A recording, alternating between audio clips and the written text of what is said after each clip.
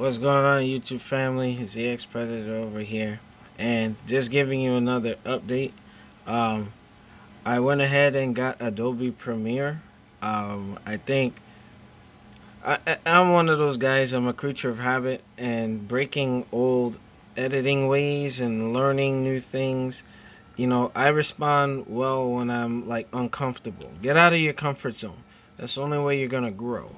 And with that, I went ahead and got Adobe Premiere, and I'm actually, you know, playing around and learning this. So I'm going to use this in conjunction with my other program.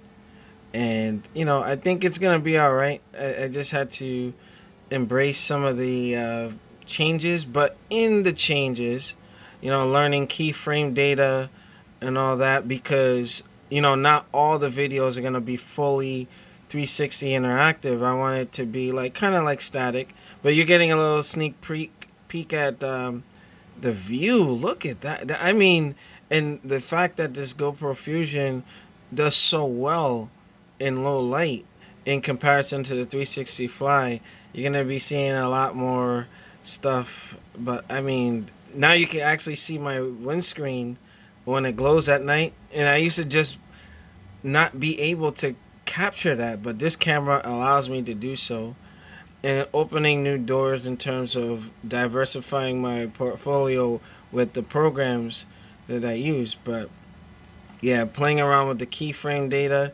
it's not, how can I say, if you're not accustomed to editing, or you're not a software person, I would say do the tutorials. Even with me having gone to college for graphic design, I had to learn a little something.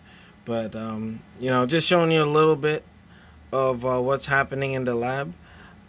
Two versions of this video will be going up. This static one I'm creating right now, and the fully 360 version, which is already rendering on YouTube, and that's gonna be rendered at 4K.